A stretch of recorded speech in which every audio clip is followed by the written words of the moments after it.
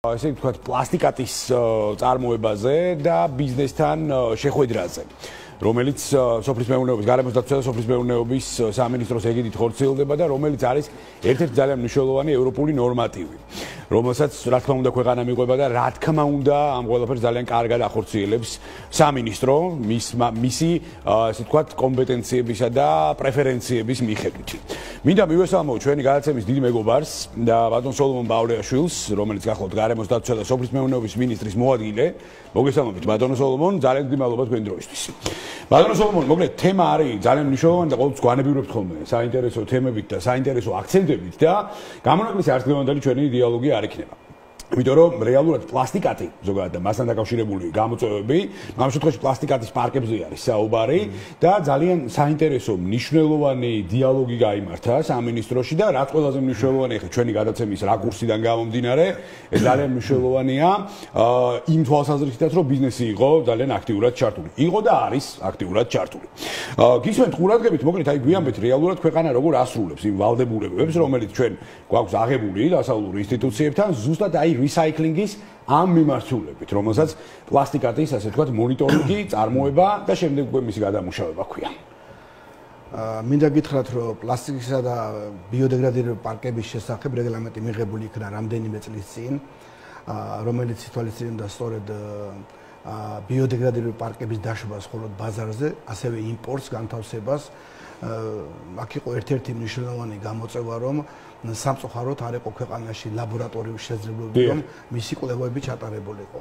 ამიტომ მიუხედავად იმისა, რომ ჩვენ მეწარმეებთან ჰქონდა ინტენსიური თანამშრომლობა ამ მიმართულებით, სამწუხაროდ ვერ ხდებოდა ამ პროდუქციის შემოწმება. ანუ რაზეა საუბარი? ერთი პირველი შემოწმება უნდა ყოფილიყო მიმართულებით, რომ ესე იგი რამდენად სწორედ ხდება ესე იგი დაშლა ამ პარკების და ბიოდეგრადაცია ამ პარკების და მეორე არის ეს პარკები შეიცავს თუ არა მძიმე მეტალებს, ეს არის ტყვია, თუთია, სპილენძი, ქრომი და სხვადასხვა ნივთიერებები, რომელიც დამაბინძურებელი არის.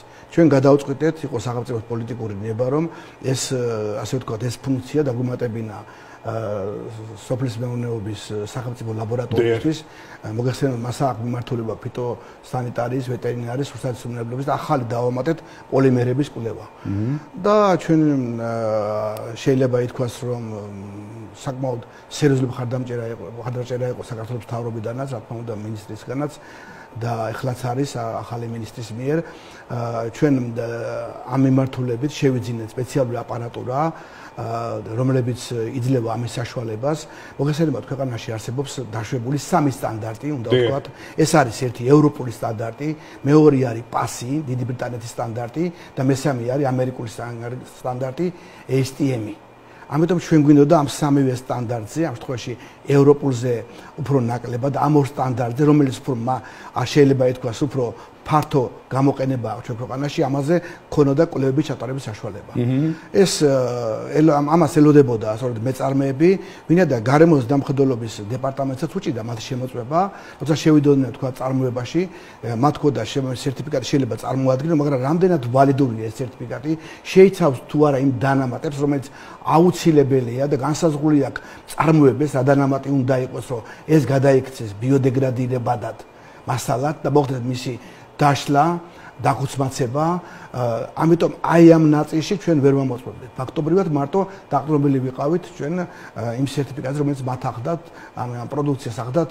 ასევე ძალიან მნიშვნელოვანი აღვნიშნოთ, რომ ერთხელ კიდე ხაზი გაუსვათ ამ რეგლამენტით, რომელიც მიღებულია საქართველოს მთავრობის მიერ, იმპორტს ამ პარკების ახორციელებს საბაჟო, სამსახური, ქსელებს, მარკეტინგებს ახორციელებს, შემოწმებას ახორციელებს, მონიტორინგს, მუნიციპალური ინსპექციები, ხოლო წარმოებას კიდე ხას უსვავ. ვამოწმებთ გარემოს დამხმარების დეპარტამენტი. ძალიან მაგარია, ბატონო სოლომონ, ახლა თქვენ ძალიან აი ლაბორატორიულ კომპონენტზე მინდა რომ კონცენტრირდეთ ამ შემთხვევაში. საკმაოდ სოლიდური აქცენტი კეთდება ლაბორატორიულ ინფრასტრუქტურაზე საბოლოო ჯამში, რომელიც შეისწავლის ეკოსისტემაში არსებულ გამოწვევებს, გააკეთებს გარკვეულ სინჯებს, ასპექტებს და ასე შემდეგ და ასე შემდეგ. აი მე მაინტერესებს აი ლაბორატორიულ კომპონენტზე აი განყენებულად ვისაუბროთ, აი ინფრასტრუქტურა ინფრასტრუქტურის მოწყობა, რასთან იყო დაკავშირებული, რასთან არის დაკავშირებული და სახელმწიფო როგორ ავითარებს თვლიანობაში ინფრასტრუქტურულ კომპონენტს ლაბორატორიულ ჭრილში. ბატონო სანდრო, მინდა გითხრათ ყოველგვარი გაზვედების გარეშე ეს იყო ძალიან მნიშვნელოვანი გამოწვევა ჩვენი ქვეყნისთვის, რომ აი ეს კვლევები დაგვენერგა ჩვენ. ამ მიზნით ჩვენ ავაშენეთ ახალი შენობა, შემოვიტანეთ საკმაოდ სერიოზული და მნიშვნელოვანი მაღალი დონის მოწყობილება თერმოფიშერი, ცნობილი კომპანიაა და რა თქმა უნდა ჩვენი ხალხი გაუშვით გადასამზადებლად როგორც დიდ ბრიტანეთში, ასევე ამერიკის შეერთებულ შტატებში. ეს იყო ფაქტობრივად შეუძლებელი და აი ახლა დღეს უკვე შეგვიძლია ყველა გამოწვევას პასუხოთ, რომელიც აი პლასტიკის პარკების წარმოებაში არის ქვეყანაში. ამიტომ ჩვენ გამართულები ვარ და მინდა გითხრათ რომ ეს აღმოსავლეთ ევროპაში კი უჭირთ ამის შემოწმებას და მათ შორის ამერიკაში საერთოდ საუბარი არ არის რომ სადმე იყოს ეს კვლევები მით უმეტეს ჩვენ ვამოწმებთ მძიმე მეტალებს ამის კვლევების ჩატარებაც საქართველოში არ არის ეს კვლევები ვერ ტარდება მარტო ტარდება ჩვენთან სახელმწიფო ლაბორატორიაში ეს ამ ლაბორატორიამ წარმატებით გაიარა გასუწეს აკრედიტაცია აკრედიტაციის ეროვნულ ბიუროში და ამიტომ დღეს უკვე რო შევთავაზეთ მეწარმეებს არა ფაქტობრივად ისინი კმაყოფილები არიან მათ შეუძლიათ სანამ გარემოს დამხმარებლობა შევა მათთან მათ შეუძლიან თავიანთი პროდუქცია მოიტანონ შემოი სერტიფიკატის და თან ერთად და გადაამოწმონ ლაბორატორიაში და ფასები ძალიან მისაღებია მინდა გითხრათ რომ ამ პოლიმერების დაშლის ხარისხის შემოწმება ანუ ბიოდეგრადირებად გარდაქმნა არის ღირებულება არის დაახლოებით 200 ლარი და მას უნდა 15 და 100 დღემდე, ხოლო რაც შეეხება მძიმე მეტალებს, ის არის 115 ლარი და მას სჭირდება 3-5 დღე. ეს ძალიან მნიშვნელოვანია, რომ მძიმე მეტალები ახას უსვამ, არის ძალიან დიდი ამობინძურებელი. და რაც შეეხება პლასტიკის ამოღებას ბრუნვის და პლასტიკის შემცველობის ბიოდეგრადირებად მასად გარდაქმნას ეს არის ძალიან მნიშვნელოვანი და სწორედ აი იმ დანამატის საფუძველზე ხდება რომელსაც ესენი ახორციელებენ მაგრამ უნდა გააკეთონ ეს დანამატი იმ შესაბამისად რასაც წარმოებელი უწესებს რასაც სტანდარტი მოგითხოვს აქ დაკლება რაღაცა პროცენტის დაკლება სხვა რაღაცების შეიძლება რომ გაბერდეს და რაღაცა ეს გამორიცხული ამას ლაბორატორია ხედავს ამიტომ ჩვენ ვართ კოლეგიალურები ამ შემთხვევაში ბიზნესთან ჩვენ მათ გავაფრთხილეთ უთხარით რომ ამას ვიწყებთ აპრილიდან დაიწყება შემოწმებები ეს მას აქ შეუქცევადი ხასიათი ექნება და ერთდღე სამუდაოდ ამას დაედგება თავი იმიტომ რომ სოფლიო არ მარტო ევროკავშირი დავანებოთ ამ სოფლიო ახლა მოგესწრება გასუწეს კანადაში ვიყავით და თქვენ ეს გავაშუქეთ აქ და სწორედ ამას ეძღვნებოდა რომ რაც შეიძლება ერთჯერადი პლასტიკების ამოღება ბრუნვიდან ზოგადად პლასტიკის გამოყენების შემცირება საყოველთაოდ მომსახურების მიმართულებით ამიტომ ეს გინდა თუ არ გინდა ისეთი კონვენციები შეიძლება იყოს მიღებული მკაცრი რომ ჩვენც ვადებული გავხდით ეს კონვენცია მივიღოთ ამიტომ ჩვენ მეწარმეები გადავაწყეთ ამაზე უკვე თუმცა ფაქტობრივად ისინი მზად იყვნენ მაგრამ ამ ლაბორატორიულ კვლევებს ელოდებოდნენ და ეხლა რო უთხარი შესაძლებლობები გაჩნდა ქვეყანაში არც ევროპაში გაგზა უნდა დაჭირდებათ არც თურქეთში და მათ შეუძლიათ თვითონვე თავიანთი ესე იგი მოიტანონ თვითონვე და ჩააბარონ ლაბორატორიაში და ნახონ რა პროდუქციას უშვებენ და თუ რამე აკლია იმის დამატება შეუძლია და ფაქტობრივად მიიღონ ის რაც არის სტანდარტი განსაზღვრული ანუ მოგესწრება კიდე გავუსვავ ხას ეს ორი სტანდარტია საუბარი ეს არის დიდი ბრიტანეთის სტანდარტი პასი და ამერიკული სტანდარტი თქვენ ახსენეთ ხო კი გავიხსენებ მე უპირველეს ყოვლისა კანადაში თქვენ ვიზიტს რომელიც ძალიან აქტიურად გავაშუქეთ ჩვენს რა თქმა უნდა მინისტერიალი კი ბატონო რომელიც ძალიან მნიშვნელოვანია ხა ჩვენ უნდა გავიზიაროთ რა თქმა უნდა ის პრაქტიკები გამოცდილებები რასაც წარმატებული ქვეყნები გვიზიარებენ ამ მიმართულებით და კანადაც ერთ-ერთი ძალიან კარგი ილუსტრაციაა ამ ყველაფრის ბიზნესი რომელიც თქვენ ახსენეთ სხვათა შორის და ძალიან მიხარია რომ ეხლა ხშირად როცა მიმდინარეობს ხოლმე საუბარი აი რეალურად სახელმწიფოსა და ბიზნესს შორის კომუნიკაციაზე ხო ეხლა მე გლობალურად ერთიან სტრუქტურაზე არ ვისაუბრებ თუმცა იქაც არის გარკვეული პოზიტიური კომპონენტები რა თქმა უნდა ბიზნესთან ურთიერთობის ნაწილში მაგრამ აი ეს შემთხვევა როდესაც გარემოს დაცვით და სასოფლო-სამეურნეო პრეფერენციებზე მიდის ხოლმე ბიზნესთან კომუნიკაცია მინდა ვთქვა რომ გამართულია და ძალიან კარგად მიმდინარეობს ხოლმე როგორც წესი და გამონაკლისი არც ეს კომპონენტი იყო იმიტომ რომ ეხლა მე მახსოვს ჯერ კიდე როდიდან წინა წლიდან მოყოლებული დავიწყეთ ამ სტუდიაში უფრო ადრე თუმცა ამ სტუდიაში ყოველ შემთხვევაში დავიწყეთ საუბარი ბიზნესთან კომუნიკაციის მნიშვნელობაზე და იმ განწყობაზე რაც ბიზნესს აქვს ზოგადად აი პლასტიკატის მიმართულებით ხო მე მაინტერესებს აი რეალურად რამდენ ბიზნეს სუბიექტთან ბენეფიციართან მოხდა კომუნიკაცია როგორია მათი განწყობების კომპონენტი როგორია მათი მზაობაც მათ შორის რომ აი ერთის მხრივ ისინი შეიძლება დაექვემდებარონ სამონიტორინგო კომპონენტს თუმცა კიდევ ერთხელ ხალხს უსვამს გარემოზე ზემოქმედების პრეფერენციებით არის განპირობებული და შესაბამისად ეს მისასალმებელია რა თქმა უნდა. აქედან გამომდინარე, აი საბოლოო ჯამში როგორია ბიზნესის განწყობები? მინდა დაგეთანხმოთ, რომ ჩვენ სამინისტროს განსაკუთრებული დამოკიდებულება აქვს ბიზნესთან, საერთოდ საქართველოს მთავრობას, ნებისმიერი გადაწყვეტილება, რომელიც ხდება, ჩვენ გვინდა რომ ბიზნესი იყოს საქმის კურსში. რათა ის ყევები არ გამოიწვიოს მერე ბიზნესის სექტორში. ჩვენ განაპირობელი შეხვედრა იყო, ეს ალბათ იყო, არ ვიცი, ამდენი უკვე შეიძლება ვერც დავთვლი, იმდენი შეხვედრა იყო აი ამ სექტორთან. იმიტომ რომ გამოწვევები იყო, როგორ დავიწყეთ თავიდან, როგორ დაინერგა ერთი სტანდარტი, მეორე სტანდარტი და როგორ მივედით აი დღევანდელ დღემდის. ამიტომ ბიზნესი ელოდებოდა ამას. ბიზნეს ყოველთვის ეხოდა რომ გააკეთეთ ლაბორატორიის შესაძლებლობა, რომ ჩვენ მე მქონდეს შესაძლებლობა, რომ ჩემი ლაბორატორიის, ჩემი გამოშვებული პროდუქცია გადავამოწმოთ თქვენს ლაბორატორიაში. რომ დაწყნარებული ვიყო მე, რომ გარემოს დახვედრება რომ შემოვა, სხვა სამსახურია რა, ვიცოდე რომ ეს პროდუქცია მართლა არის სწორედ იმ სტანდარტით, რომელიც განსაზღვრულია სერტიფიკატით. ამიტომ ისინი ამას მიესალმებიან. რა თქმა უნდა, ახლა ჩვენ უნდა დავიწყოთ საწარმოებში შევალ და ვნახავთ მათ უკვე ისინი გაფრთხილებულები ყავს და ჩვენ ამ მივეცით ეს პერიოდის დაახლოებით აპრილამდის, რომ მათ ეს ყველაფერი მოაგვარონ, გადაეწყონ უკვე, შეუძლიათ ნიმუშებიც მოიტანონ. ამიტომ მათი მზაობაც იყო ანალოგიური. რო ვთქვათ, რამე გასაკვირი იყო მათთვის, ეს დადგენილება მიღებულია უკვე თითქმის 6 წელი გავიდა, მაგრამ სამწუხაროდ ვერ ამომუშავებია. ფობიები ხო არ დაგვედრიათ წინ, იმიტომ რომ აი როგორც ხდება ხოლმე, ნუ გარკვეულ შემთხვევებში ბიზნესი ყოველთვის და ეს ლოგიკურიც არის პრინციპში, მე ამას არ ვაკნინებ არავითარ შემთხვევაში ამ კომპონენტს. ბიზნესი ყოველთვის ფიქრობს ხოლმე, რომ აი საოპერაციო სახსრები ხო არ გაგვეძდება, საოპერაციო დანახარჯები ხო არ გაგვეძდება.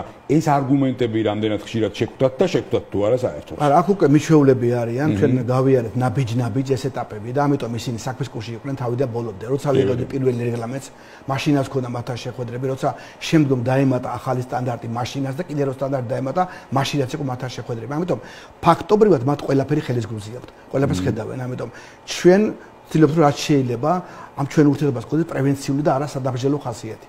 სამინისტრო ყველაფერს აკეთებს ამიტომ ამიტომაც შევხვდით ახლა და უთხარით რომ ჩვენ დავიწყებთ შემოწმას აპრილის თვიდან. მანამდე აგერ არის ლაბორატორია, რომელიც ძალიან მაღალი სტანდარტები. ეს კაი რემარკა გააკეთეთ, ანუ პრევენციული და არა სადამსჯელო. ეს ძალიან მნიშვნელოვანია. ამიტომ ჩვენ უთხარით რომ მოგზაინდ ბატონო, ეს არის შეიძლება ითქვას, რა ვიცი, არ დაუბრუნდები ამ თემას, მაგრამ ეს იყო ძალიან დიდი გამოწვევა, რომ ეს ლაბორატორია გავუკეთებინა და ეს სტანდარტები დაგვერგა საქართველოში და გავგებულა აკრედიტაცია რა. ლაბორატორიული ინფრასტრუქტურაზე გვაქვს. კი, ნამდვილად და გეტყვით რატომ ლაბორატორიული ინფრასტრუქტურაზე კონცენტრირდები ახლა, იმიტომ რომ აი როდესაც საუბარი მიდის ხოლმე გარკვეულ სტანდარტიზაციებზე, მარტო პლასტიკატის მიმართულებაზე არ არის. ნუ ეხლა იქ ჯანდაცვის მიმართულების ნაწილი, ეკონომიკის სამინისტროს ნაწილი, საბაჟო თუნდაც ფინანსთა სამინისტროს მიმართულებით და ამ შემდეგ აი ყოველთვის შემიძლია ვთქვა, რომ აი როდესაც ხარისხის პროვაიდინგზე მიდის საუბარი, მნიშვნელოვანი არის ინფრასტრუქტურის ფორმირება. უპირველეს ყოვლისა ლაბორატორიული ინფრასტრუქტურაზე მაქვს საუბარი, რომელიც ყველა უწყებას სჭირდება თანაბრად, რომ მაღალი ხარისხის ევროპული ან ამერიკული სტანდარტის იყოს საბოლოო ჯამში. აი ეს ლაბორატორიული ინფრასტრუქტურა, რომელზეც ჩვენ არაერთხელ გვისაუბრია, ხო, ანუ აკმაყოფილებს ყველა ტიპის დასავლურ სტანდარტს საბოლოო ჯამში. აი კიდევ ერთხელ მინდა რომ აი ამ ლაბორატორიის თემას დაუბრუნდეთ საბოლოო ჯამში. აი მთელი ამ პერიოდის განმავლობაში აი რა დაგვიჯდა რეალურად აი ამ ლაბორატორიის მოწყობა და შესაბამისად აი მაგალითისთვის სიტყვაზე მე ვარ მეწარმე და მინდა რომ მონიტორინგი ჩავატარო ამ შემთხვევაში შევამოწმო ხარისხის ინჯები ჩემს მიერ გენერირებული პლასტიკათი. ამ შემთხვევაში აი რა საფეხურები უნდა გავიარო, როგორ გიგავშირდებით და როგორ ვახდენ ამ შემთხვევაში. არ არის არანაირი პრობლემა, იციან მათ ნომერიც სადომ დარეკონ, მოიტანონ ნიმუში ლაბორატორიაში და იმ შესაბამის ვადაში მიიღებენ პასუხს. არავით არის მათ გართულება. რა ვადებთან არის დაკავშირებული? ხო გითხარით არა, ესე იგი თუ უნდათ მეტალები შეამოწმენ, ეს არის 3-5 დღე და 15 ლარია ძალიან ფასები, ესე იგი რო შეადავთ ევროკავშირის ფასები ძალიან მაღალია ეხლა და მეორე ნაწილში არის 15-100 დღე. ანუ როცა ხდება უკვე ფრაგმენტაცია, მას ფრაგმენტაცია როცა ხდება ამ პარკის არ დაშლა რო ხდება, ბიოდეგრადირება რო ხდება, ამიტომ მას სჭირდება გარკვეული დრო, იმიტომ რომ ეს ამას შლის თვითონ დანამატი, ანუ პლასტიკსაც ემატება, სწორედ უნდა იყოს ამ ნორმაში, ახლა კიდე ხას უსწავლე მეწარმეს მიმართავ, რომ დაიშალოს და სწორედ ის შედეგი მივიღოთ, რასაც ეს სტანდარტი მოგითხოს. აი ეს არის ძალიან გასაგებია. გარდა მაგისა, მინდა პირდაპირ ღია თქვა, რომ აი ახალი მინისტრის, რომელიც ბატონ დავითის ის არის პირდაპირ დავალებაა, რომ ლაბორატორიული კვლევები გავაფართოვოთ და რეგიონში ჩავშალოთ კიდევ. ეს ძალიან მნიშვნელოვანია. გარდა მაგისა, ნებისმიერი გამოწვევა, რომელიც ჩვენ გველოდება, ეს არის ევროპული რეგულაცია თუ რამე კონვენცია, ეხლა გვინდა დავალება არის, რომ ყველა კონვენციას და ყველა რეგულაციას, რომელსაც მოგითხოს ლაბორატორიულ კვლევებს, როგორ უპასუხოთ. ყველა გამოწვევას, რომელიც ხვალ დადგება, რომელიც 26 წლის პირველ იანვრიდან დადგება. ამიტომ ჩვენ უკვე ვემზადებით ამ მიმართულებით და რა თქმა უნდა, რეგიონებში დავდივართ, რომ რაც შეიძლება იქ ეხლა აღარ მინდა დაბრუნდა საკედაუთო თემა, ეხლა თევზის კვლევები, მაგალითად თევზის ვირუსოლოგია, პარაზიტოლოგია, ბაქტერიოლოგია, ჩვენ ამის კვლევებს ვაკეთებთ. ამის კვლევები გვინდა დავნერგოთ ქუთაისშიც, ამის კვლევები გვინდა დავნერგოთ გურჯაანშიც და რეგიონებში გვინდა, იგივე საფრთხე-ჯავახეთშიც.